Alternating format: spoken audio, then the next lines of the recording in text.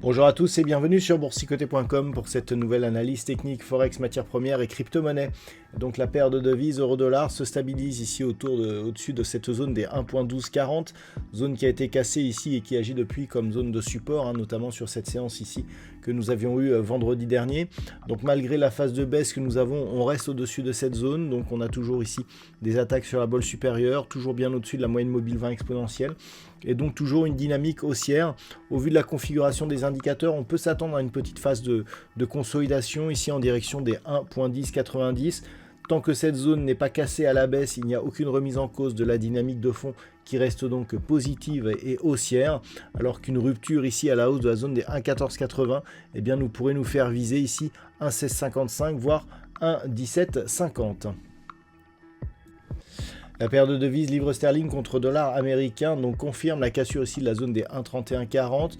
On vient tester ici cette autre zone de résistance qui se situe à 1,3270 et en cas de cassure, eh bien, on viendra tester ici cette zone de point haut qui avait été une résistance majeure à 1,3420. Donc pour l'instant, la dynamique est confirmée à la hausse. On a une belle accélération, nouveau plus haut significatif. Ce n'était pas encore très net hier. C'est désormais le cas aujourd'hui. Donc nouveau contact bol supérieur. Donc on est au-dessus des moyennes mobiles, bien entendu. Le fait d'avoir eu ici ce contact qui a été invalidé, eh bien, renforce la probabilité d'un retour à un mouvement haussier, surtout depuis que l'on est repassé ici au-dessus de la zone des 1,2870. Donc globalement, on n'a pas encore trop de signaux de surachat. Vous voyez, on n'est même pas en surachat sur le RSI. On a une amplitude faible sur le MACD. Donc on peut continuer à monter et casser cette zone. La remise en cause de la dynamique haussière n'interviendrait que sur un début de rupture ici de la zone des 1,3140.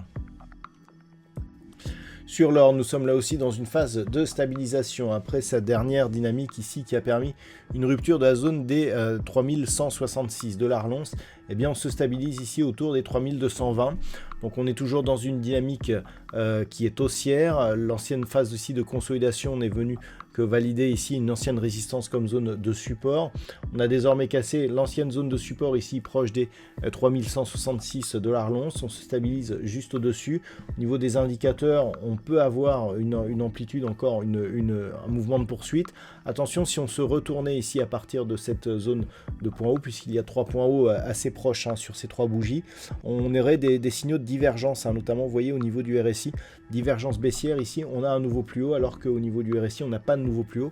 Donc pour l'instant, ce n'est pas encore le cas, mais si on se retourne, eh bien, on pourrait effectivement valider un signal d'affaiblissement qui pourrait, je dirais, provoquer un retournement à terme. Alors, tant que l'on reste au-dessus des 3055 $ l'once, on reste dans la dynamique qui est haussière, puisque c'est une ancienne zone de résistance. La zone de cassure interviendrait sur cassure ici de cette zone des 2955 $ l'once. Au niveau du WTI, eh bien, ça reste relativement calme. On se maintient ici entre 59,70 et 62 $ le baril. Malgré, je dirais, l'évaporation de certaines tensions au niveau des droits de douane, eh bien, le WTI reste plombé. On a peur d'une baisse de la demande, donc les cours restent relativement bas. D'un point de vue technique, donc on a attaque ici, bol inférieur. On est largement sous la zone ici des 65,50. Tant que l'on sera sous cette zone, eh bien, la dynamique sera considérée comme baissière.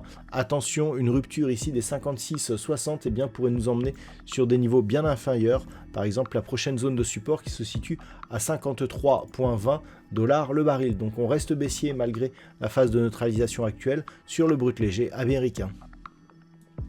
Et enfin, au niveau du Bitcoin, eh bien, c'est toujours stable. On a toujours ici des petites tentatives de retrouver ici un petit mouvement haussier, mais ça semble très fragile. On a peu de volume, des indicateurs qui nous montrent assez peu je dirais, de conviction directionnelle. Donc, on est revenu ici sur une zone des 83 200 points.